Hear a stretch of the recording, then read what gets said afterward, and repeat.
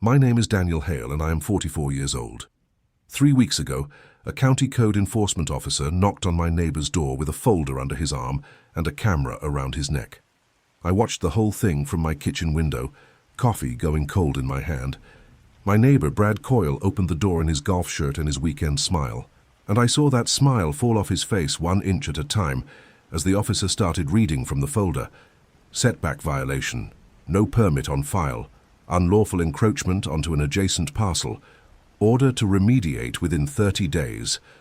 Brad looked past the officer, across the street, and found my window. He knew, of course he knew. For 18 months, Brad Coyle had made it his personal project to take a piece of my land, get me fined by our homeowners association, and run me off the street my father built with his own hands. He sent letters. He filed complaints. He stood in my driveway and told me, and I am quoting him exactly, that people like me were what was wrong with this neighborhood. But here is what Brad Coyle did not know. While he was filing complaints against me, I had spent 18 months quietly building a folder of my own. Every letter, every photograph, every survey stake, every date, every dollar. A green accordion folder that I kept in the drawer under my drafting table. Brad brought noise. I brought paper. And paper, if you know how to file it, wins every single time. Before we get into this, if you are new here, please take a moment to like and subscribe. It genuinely helps this channel more than you know. And while you are here, do me a favor and drop a comment telling me where in the world you are watching from and what time it is where you are. I read every one of them, and I love seeing how far these stories travel. Now let me take you back to the beginning. To the spring my father died and left me the house on Weatherly Court. I grew up in Ashford, a town of about 9,000 people tucked into the low hills where the farmland gives way to the river. One high school, one hardware store that had been there since 1961, one diner called the Bluebird where the waitresses knew your order before you sat down. My father, Raymond Hale, was a carpenter and later a general contractor, and for 31 years he built houses for other people all over the county, porches, additions, whole subdivisions. But the house he cared about most was the one he built for us at the end of a quiet cul-de-sac called Weatherly Court. He poured the foundation himself the summer I was 6. He framed it on weekends. He told me once, standing in what would become the living room with sawdust in his forearm hair, that a man should build the walls his children sleep behind. I did not understand it then. I understand it now. My mother passed when I was 19. After that, it was just me and Dad and the house. I went off to study drafting and structural drawing at the community college 2 towns over, and I came back, because in Ashford you either leave for good or you never really leave at all. I took a job at an engineering and surveying firm downtown, drawing site plans and reading property lines for a living, which matters to this story more than you can imagine right now. I married Ellen, a nurse from the county hospital, the kind of woman who is calm in a crisis and honest to a fault. We had a daughter, Grace, and when my father's heart gave out on a Tuesday in April, he left me the house on Weatherly Court, free and clear, 38 years after he poured its foundation. I want you to understand what that house was to me before Brad Coyle ever set foot on the street. It was not just walls and a roof. It was the pencil marks on the pantry doorframe where Dad tracked my height every birthday. It was the oak tree in the side yard that he planted the day I was born, now 4 stories tall and shading half the block. It was the workshop in the back, with his tools still hanging on the pegboard, in the exact shapes he traced around them, so he would always know where each one went. When Ellen and Grace and I moved in, I did not change a thing for a year. I just lived inside my father's care and let it hold us. I spent a lot of that first year in his workshop out back, not building anything, just sitting. He had a way of doing things that I only understood after he was gone. Every tool had its place, traced in pencil on the pegboard, so that a missing tool announced itself as an empty shape. Every board scrap was sorted by length in a rack he built for exactly that. Every receipt for every job he ever did was filed in a grey cabinet by year, going back to 1979, because he told me once, a man who keeps his records clean never has to raise his voice to be believed. I was raised inside that sentence. I did not know that first quiet year how much I was going to need it. My daughter Grace, who was 9 when we moved in, took to leaving her homework on his old workbench because she said it was the only desk in the house that felt like it wanted her to do a good job. I knew exactly what she meant. Weatherly Court was a good street. 6 houses on a cul-de-sac, all built between the 70s and the 90s. Mature trees, wide lots. The Petersons on one side had been there 30 years. Old Mrs. Calloway on the corner remembered when my father cleared the lots. It was the kind of street where people waved, where kids left bikes in driveways overnight, where nobody locked the side gate. We had a homeowners association, but it was the sleepy kind. Dues of $40 a month for the shared landscaping at the entrance and the streetlight fund. 2 meetings a year at the Bluebird, mostly about whether to repaint the neighborhood sign. In 11 years, I do not think a single fine was ever issued to anyone. That was the street Brad Coyle bought into. Mrs. Calloway on the corner was 83 and had lived on Weatherly Court longer than the pavement had been down. She remembered my father clearing the lots with a borrowed dozer in the 70s, remembered him planting my oak the week I was born because she had brought him iced tea while he dug the hole. The Petersons 2 doors down had raised 3 kids on that cul-de-sac and now had grandkids who visited on Sundays. When Ellen's mother was dying 2 winters before, the whole street had left casseroles on our porch without being asked, the way people used to. I tell you all this so you understand what was at stake was not just 3 feet of grass or a wounded tree. It was a way of living that took 50 years to grow, and that one determined man can poison in a single season if the rest of us are too polite to stop him. I was raised too polite to stop him. I had to learn a different kind of quiet. He arrived on a Saturday in late March, in a black pickup truck that had clearly never carried anything heavier than a cooler. The house next to mine, the old Nadeau place, had sold after the Nadeaus moved to Arizona, and Brad and his wife Sherry paid over asking to get it. I walked over that first afternoon with a foil-covered plate of the cornbread Ellen makes, the way you do, the way my father taught me. Brad met me at the edge of the driveway. He did not take the plate. He looked at it, and then he looked at me, and he said, "We're going to be doing a lot of work over here, so I hope you're not one of those people who complains about noise." That was the first thing Brad Coyle ever said to me. I said, "No, of course not. Welcome to the street." He was already turning away. He tried early on to bring the rest of the street onto his side. He went door to door the same way he had campaigned for the board, telling the Petersons that my oak was a liability that would crack their foundation, telling Mrs. Calloway that my workshop was an eyesore that hurt everyone's property values, telling the young couple at the mouth of the court that I was a difficult man to live next to, and they should be careful. But Weatherly Court had known me since I was a boy, and had known my father before that, and there is a limit to how much a newcomer with a clipboard can turn a street against a family it has watched grow up. Mr. Peterson told me himself, over the fence one evening, that Brad had come by running me down, and that he had listened politely and then thought about the 30 years of casseroles and snow shoveling and borrowed ladders, and had shown Brad the door. It did not stop Brad. Nothing stopped Brad. But it taught me that a good name, built slowly and honestly over a lifetime, is its own kind of folder, and that when the trouble finally came, I would not be standing in it alone. Brad, I would learn, was 51, recently retired from a career selling commercial insurance 3 counties over, and he had come to Ashford with money and a plan. He was going to renovate the Nadeau house top to bottom, and he talked about it constantly to anyone who would stand still. Sherry was quieter, kind in the brief moments Brad was not in the room, and I would come to feel sorry for her. But the work started immediately. Dumpsters in the driveway, crews at 7 in the morning, a tear out of the whole back of the house. I did not complain about a single hammer swing. My father had run crews for 31 years. Noise from an honest job is a sound I was raised on. The trouble started with the oak tree. My father's oak, the one he planted the day I was born, stood in my side yard about 8 feet from the property line I shared with Brad. Its canopy, 40 years grown, reached out over both our yards the way big trees do. About 6 weeks after Brad moved in, I came home to find a tree service in his driveway and a man with a chainsaw on a lift, cutting every branch of my oak that crossed the invisible line above Brad's grass. Not trimming, amputating. They took the whole side of the tree off, flat, like a loaf sliced down the middle, leaving it lopsided and raw. I stood in my driveway and I felt something in my chest I had not felt since my father's funeral. I went over. I kept my voice level, because Ellen has taught me over 20 years that the man who raises his voice first loses the argument. I said, "Brad, that's my tree. You can trim what overhangs your yard, but this is butchery, and you should have talked to me first." Brad was drinking a sports drink on his new back steps.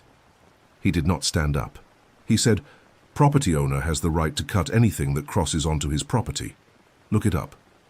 And technically, in the narrowest reading, a person can trim overhanging branches back to the line. But what he did was not that, and he knew it. And the smile he gave me told me he had done it precisely because it would hurt. That was the day I understood who I was living next to. That night I did something I had not done in years.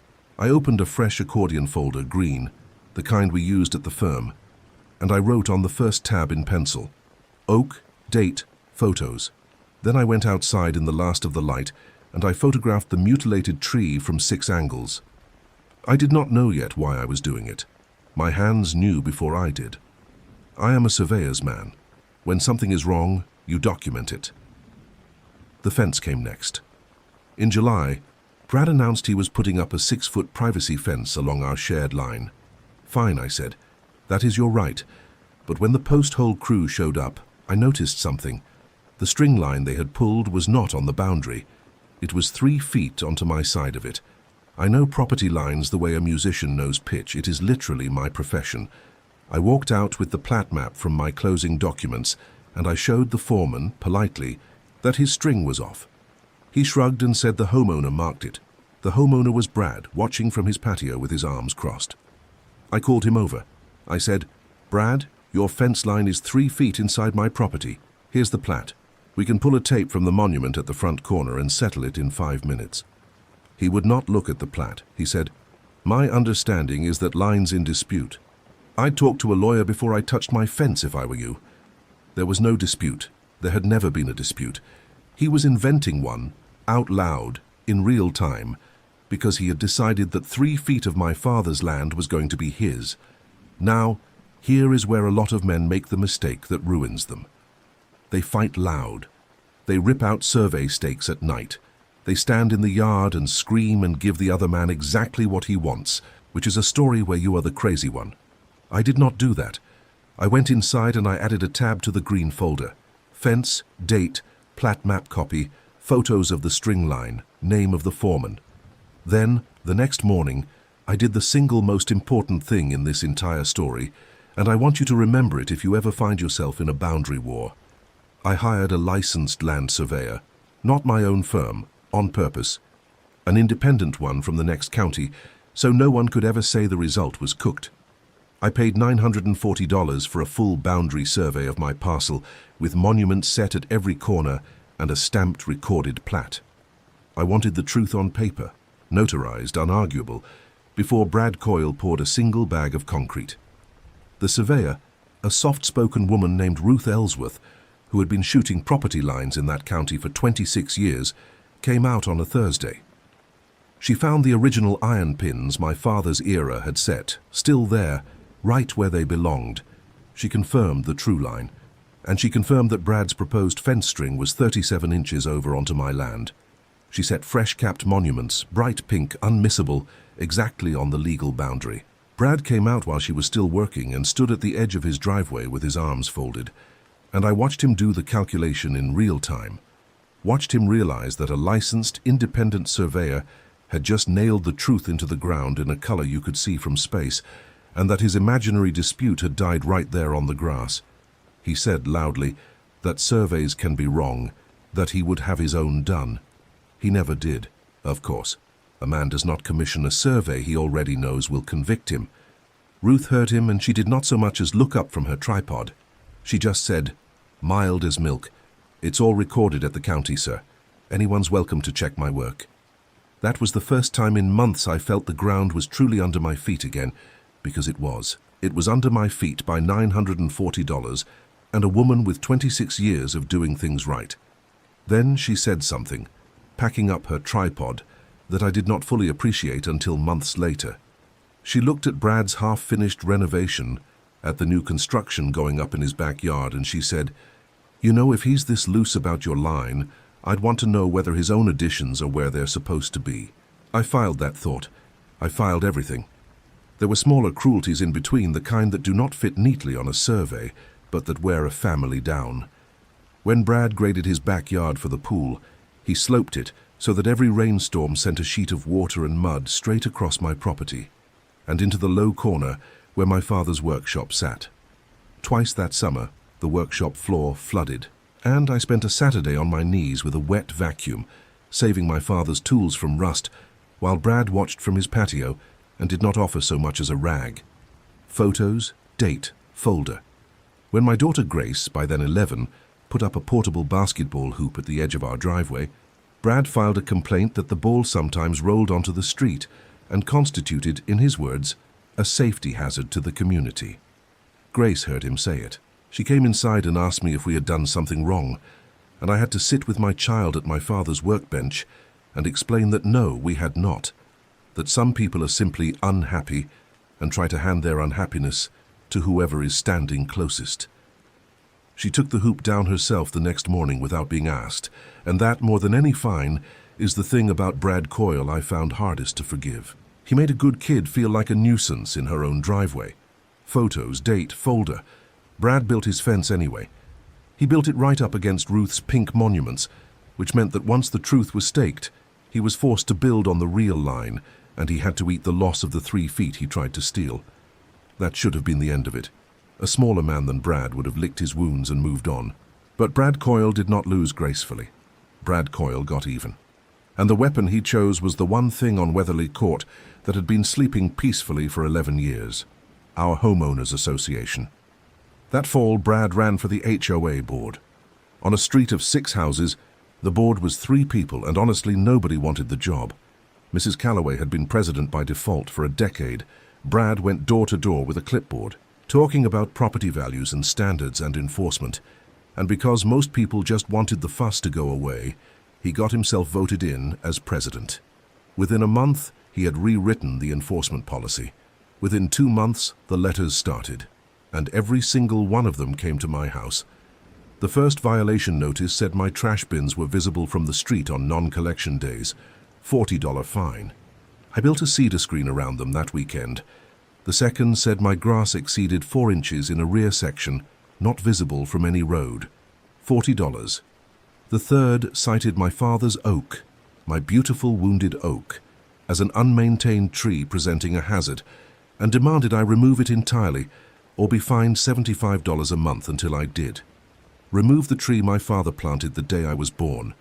I sat at the kitchen table with that letter, and Ellen put her hand on the back of my neck and said quietly, "He's trying to make you do something you'll regret." She was right. That was exactly what he was trying to do. I want to be honest with you about the cost, because these stories always skip this part, and I do not think that is fair to you. There were months in the middle of it when I was not good to live with. I checked the mailbox with my stomach clenched. I lay awake doing arithmetic on fines. Ellen sat me down one night at the kitchen table, the good, calm nurse that she is, and she said, "Daniel, I need to know you're not going to let this man turn you into someone Grace is afraid of." That landed hard because it was possible. I could feel it as a real road I might walk down, the road where I go out at 3 in the morning and take a wrench to his fence, the road where I become the story he tells about me. I told her the truth. I said, "I'm not going to fight him with my hands. I'm going to fight him with paper, and paper takes patience, and I need you to be patient with me while I do it." She held my hand across the table for a long time. Then she said, "Okay, but the folder stays in the drawer, and the anger stays out of this house." I agreed to that. It was the best deal I ever made. I will tell you something I have told very few people. Around the 8th or 9th violation notice, I very nearly sold the house. I sat one night at my father's workbench with a notepad, and I did the math on it coldly, the way I do everything. What our lives would be worth if we simply left, took the equity, bought a place 2 towns over where no man in a golf shirt knew our name. It would have been easier. It would have been, in the short arithmetic, cheaper. And I got as far as looking up a realtor's number before I stopped, because I ran my hand along the pencil marks on the pantry doorframe, the ones that tracked my height every birthday, from 6 to 18 in my father's careful hand. And I understood that some things do not go on the spreadsheet. My father poured that foundation with his own hands so that his children and his children's children would have walls they did not have to be afraid behind.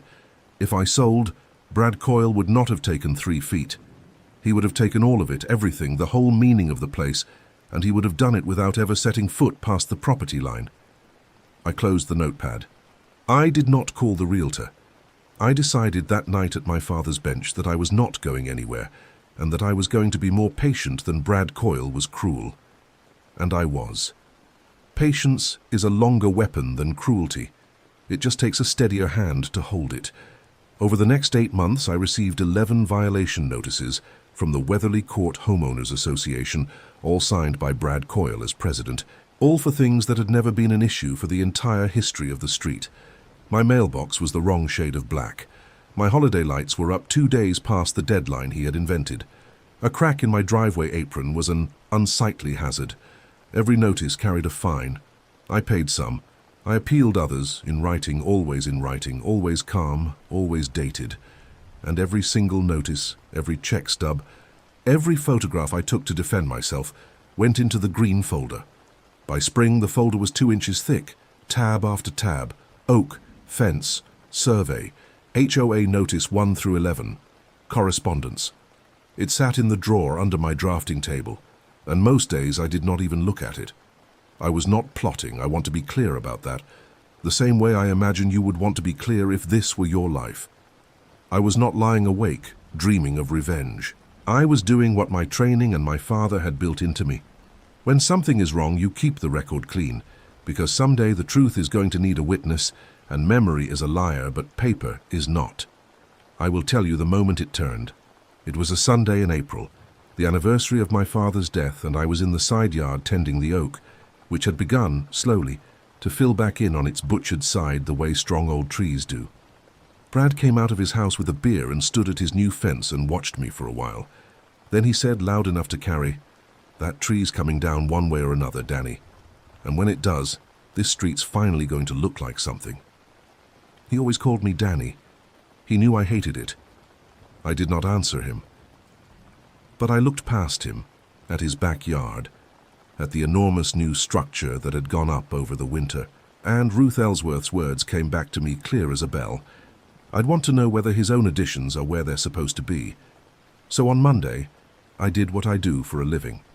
I pulled the public record.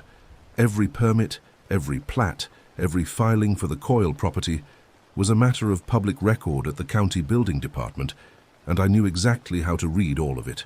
I spent my lunch hours over the next 2 weeks in the records office with a legal pad and a scanner, and what I found was almost too perfect to believe. If you have never done it, let me tell you how ordinary and how powerful it is. Every permit a person pulls, every inspection they pass or fail, every plot plan they submit is public. You walk in, you fill out a request slip with the parcel number, and a clerk brings you a folder. You are allowed to photograph everything in it. Nobody stops you, nobody asks why. I cross-referenced Brad's permit history against the aerial imagery the county updates every spring, so I could date exactly when each structure appeared. I pulled the recorded easements from the plat book, the ones the utility company holds along the rear of every lot on our street. I laid it all beside Ruth Ellsworth's stamped survey of my own line. Piece by piece over 4 lunch hours, a picture assembled itself on my legal pad that was cleaner and more damning than anything I could have invented. Over 18 months, Brad Coyle had built a 200-square-foot sunroom addition, a raised composite deck, and an in-ground pool with a paver patio. And of all of that construction, exactly 1 item had a permit on file. 1. The rest of it, tens of thousands of dollars of work, the sunroom. The deck, the pool, the patio, had been built with no permits, no inspections, no approvals of any kind. But it got better. Because I had Ruth's stamped survey of my own line, I could do something the county could not do casually. I could measure. I took her recorded plat, and I took the county's setback requirements for our zoning, and I took the aerial imagery and the field measurements, and I laid Brad's construction over the legal reality. His sunroom violated the rear setback by 4 feet. His pool equipment pad sat 2 feet inside the utility easement, where nothing is permitted to be built at all. And his composite deck, the pride of his backyard, the place where he sat and told me my tree was coming down, extended 14 inches over the property line, over the true line, the line Ruth had staked in bright pink. Brad Coyle, the man who had spent 18 months accusing me of encroaching on him, who had fined me 11 times for imaginary violations, who had tried to steal 3 feet of my father's land, had built his own deck illegally onto my property, without a permit, in violation of the setback, over an easement 3 separate ways at once. I sat in the records office with all of it spread out in front of me, and I did not feel triumph. I felt something quieter and colder, and more certain than triumph. I felt the way my father must have felt when a beam finally sat true in its notch after a long day. I felt the click of a thing being right. I scanned every document. I labeled every one. I added 4 new tabs to the green folder: permits, setbacks, easement, encroachment. And then I did the hardest thing of all, the thing that separates the men who win these fights from the men who merely rage through them. I waited. I did nothing. I let Brad Coyle keep swinging, because a man who thinks he is winning gets careless, and I wanted the record complete before I closed my hand. There was a temptation, and I will not pretend there was not. I could have walked over the very next evening with the survey and the permit records and thrown them on his patio table and watched his face. Part of me wanted that scene badly, but a scene is a gift you give the other man. It lets him say you ambushed him, lets him play the victim, lets him make it about tempers instead of facts. The county does not care about tempers. A recorded survey does not care about tempers. So I put the folder back in the drawer and I went to Grace's basketball games, and I helped Ellen plant tomatoes, and I let 2 more months go by. And in those 2 months, Brad, feeling unopposed, grew bolder, until he finally did the one thing that would tie the whole case in a bow. He put it in the official minutes. Brad gave me the final piece himself 2 months later, at the spring HOA meeting at the Bluebird. In front of all 6 households, including old Mrs. Calloway and the Petersons and Sherry sitting small beside him, Brad stood up as president and formally moved to fine me $200 and issue a lien against my house if I did not remove my father's oak within 30 days. He read out a prepared statement about hazards and standards and property values. He looked right at me when he finished, and I understood that he had finally, publicly, in front of witnesses, in the official minutes of the association, put his whole weight behind the one thing I would never do. He had at last given me the moment. So I raised my hand, and I asked the secretary to please note that I would like to respond, and I stood up, and I set the green folder on the table. I did not shout. My father did not raise a shouting man. I opened the folder and I laid the documents out one at a time, face up, so everyone could see. I said calmly, "Before we vote on my tree, I'd like the board to review a few things that are already a matter of public record." I set down Ruth Ellsworth's stamped survey. I set down the county records showing that of Brad's 4 major structures, 3 had no permits at all. I set down the setback calculation, the easement encroachment on the utility line, and then, last, the measurement showing that Brad's own deck extended 14 inches over the boundary onto my land, onto the very property he had spent 1.5 years accusing me of misusing. I set that one down last, and I let it sit there, and I said, "I'm not raising my voice, I'm just showing you the paperwork. This is all public, anyone can pull it, I already did." The room was very quiet. Mrs. Calloway put on her glasses and picked up the survey. Mr. Peterson picked up the permit records and read them twice.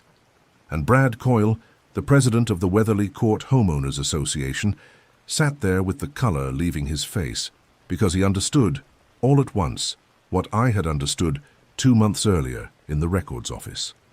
Every fine he had issued me, every violation he had invented, had been signed by a man who was himself in flagrant violation of the actual law on 3 counts, on the very property line he claimed to be defending. He had appointed himself the enforcer of standards while breaking every real standard there was. And now all of it was sitting face up on a table at the Bluebird in front of his neighbors and his wife. Nobody said anything for a while. The waitress refilled the coffee, and even she seemed to sense she should do it quietly.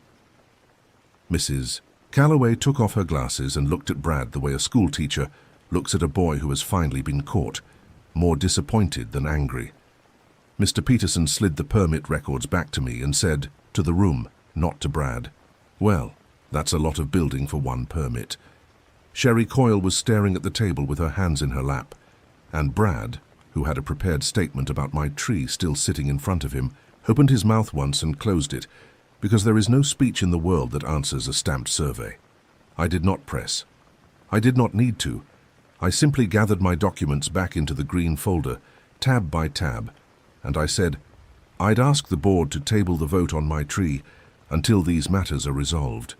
Mrs. Calloway said in a voice steadier than I had heard from her in years, "The vote is tabled, indefinitely." And that was the last official act Brad Coyle's enforcement policy ever produced. Here is the part that matters, and the part I am most at peace with. I did not need the HOA to do anything. The HOA was Brad's toy, and I did not care about it. What I did the next morning was file the 3 violations I had documented with the county building department, as any citizen may do, in writing, with the survey attached and the records attached, clean and dated and undeniable. And the county, which does not care about clipboards or golf shirts or who paid over asking, opened a case. That is the folder the code enforcement officer was reading from 3 weeks ago on Brad Coyle's front step, the day this story started. Setback violation. No permit on file. Unlawful encroachment onto an adjacent parcel. Order to remediate within 30 days. It took Brad 4 months, and I later heard, close to $31,000. He had to tear out his beloved composite deck entirely, because you cannot get a retroactive permit for a structure that sits on someone else's land, and I was not, of course, going to grant him an easement. He had to demolish and rebuild the sunroom to meet the setback. He had to relocate the pool equipment out of the utility easement, which meant tearing up his new paver patio to reroute the lines. Every crew that had roared into that yard for 18 months to build his little empire now roared back in to take it apart. One illegal piece at a time, while I tended my father's recovering oak 8 feet away and said nothing at all. I remember the morning they took the deck. A crew with pry bars and a small excavator, and Brad standing in his own backyard in that same golf shirt, watching 14 inches of composite decking come off my property board by board because he had built it there on purpose, out of spite. The same season he told me my tree was coming down. He did not look over at me once. I was not doing anything worth looking at. I was pouring water on the roots of a 44-year-old oak that was quietly filling back in on its wounded side. A little more every year, exactly the way strong old things do when you give them time and refuse to let a small man cut them down. I never gloated. I never called him Danny back. I never had to. The paperwork did all the talking, and paperwork never gloats. It just tells the truth. Brad resigned as HOA president that summer. The association, at Mrs. Calloway's gentle suggestion, voted unanimously to void every fine he had ever issued me and to refund what I had paid, $440, in a check that Mr. Peterson delivered to my door with an apology. I told him he did not owe me. Sherry Coyle came over one evening near the end, alone, and stood at my door and said she was sorry that she had told Brad to leave it alone from the very first week, that she had not wanted any of it. I believed her. I gave her the cornbread I had tried to give them the day they moved in, 2 years too late, and she cried a little on my porch and I let her, and that was the closest thing to peace that came out of the whole affair. The Coyles sold the Nadeau house that fall and moved away. I never learned where, and I confess I never tried to find out. A young family bought it, the Alvarados, with 2 small kids who leave their bikes in the driveway overnight, the way kids on that street always have. Their little girl asked me once about the big lopsided oak, why one side was fuller than the other, and I told her a man had hurt it a long time ago, but that trees like that are stronger than the people who try to cut them down, and given enough time, they grow right back over the wound until you can barely see it happened. She seemed satisfied with that. So am I. I still have the green folder. It lives in the drawer under my drafting table, 2 inches thick, every tab in my own pencil. I do not open it anymore, I do not need to, but I keep it, the way my father kept the traced outlines of his tools on the workshop pegboard, so that everything has its place, and the truth always knows where to be found, because I learned something on Weatherly Court that I want to leave you with, and then I will let you go. A loud man can take 3 feet of your land and 11 fines, and a piece of your father's tree. And for a long time it will feel like he is winning, because noise always sounds like winning while it is happening. But quiet is not the same as weak. A patient man with a clean folder and the truth on his side does not have to win the argument.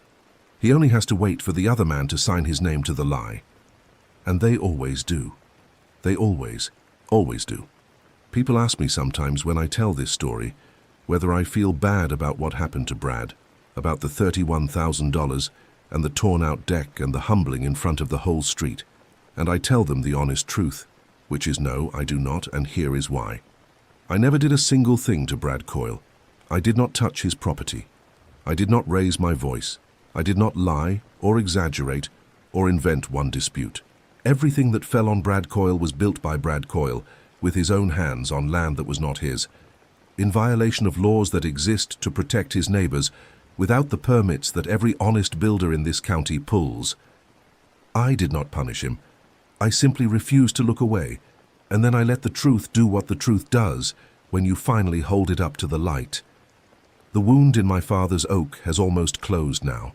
You have to know where to look to see it, and that, in the end, is the whole lesson. My father built the walls his children sleep behind 40 years ago at the end of a quiet street, and no man in a golf shirt with a clipboard was ever going to take that from me. Not 1 inch of it, not 1 branch. If this story meant something to you, let me know in the comments where you are watching from and what time it is there. Tell me, honestly, would you have kept the folder, or would you have let it go? I want to hear it. Take care of yourselves, take care of the people who built the walls you sleep behind, and I will see you in the next one.